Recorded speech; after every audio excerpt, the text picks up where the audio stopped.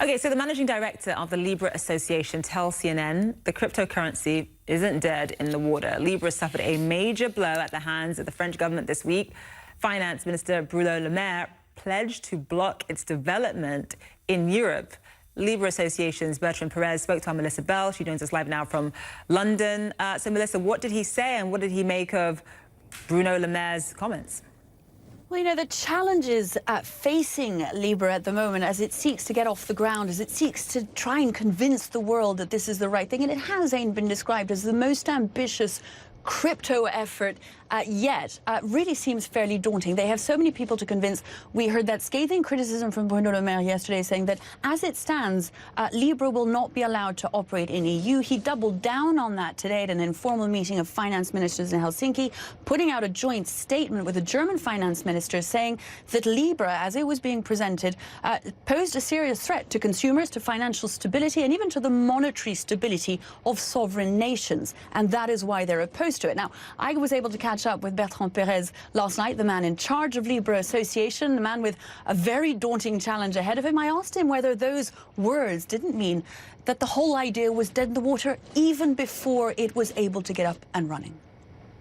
I don't think so. I think regulators are in their role. Basically, they need to understand better, and we need to show them what we are planning to do when it comes to anti-money laundering, counter-financing of terrorism. So for now, and as you said, under those conditions, I can get that for them it's hard to say, to give a go from that perspective. And this is also a reason why we have announced that project a year before launch. So because we knew that it would require time for us to work with the regulators, to define the proper frameworks, to be sure that we understand what they want from us, to be sure that we put in place the proper measures, whether it's technological measure within the blockchain or organizational measures on the side of the Libra Association.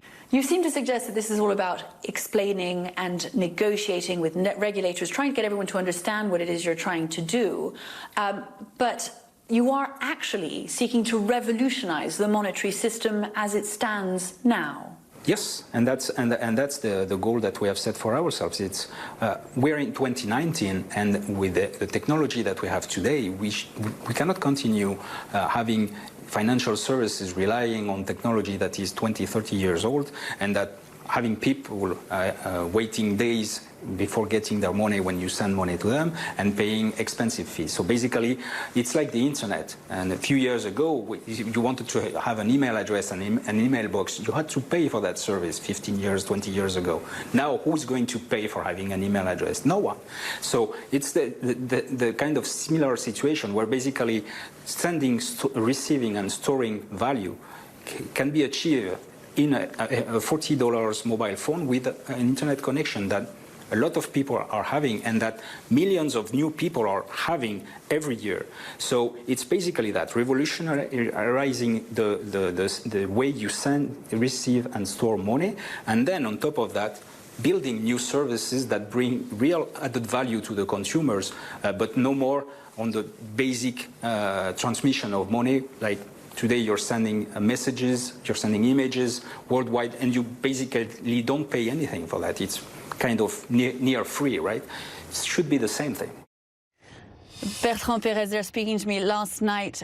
Zain, that was what he had to say about the ambitious plans. And just to be clear, essentially what Libra are trying to become, what they're trying to create, is a cryptocurrency, a sovereign currency that would function outside of the usual regulatory systems. They insist they're not a bank, but want to be considered a payment system, even though it is the equivalent of a sovereign currency that they're seeking to create. It is a tremendously ambitious challenge. I asked him how he slept at night. He said that he wouldn't have taken on the job if he didn't believe it was not only possible, but necessary. Zain.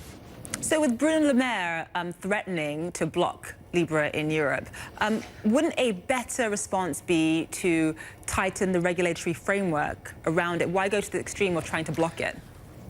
Well, what Libra is saying and what Bertrand Perez is saying is they're hoping to explain to governments, to finance ministers, to the banks, to the central banks, to the regulators, essentially all of those people who make up the architecture of global finance. He wants to convince them that they can put measures in place that will allow them to regulate themselves and remain outside of the framework.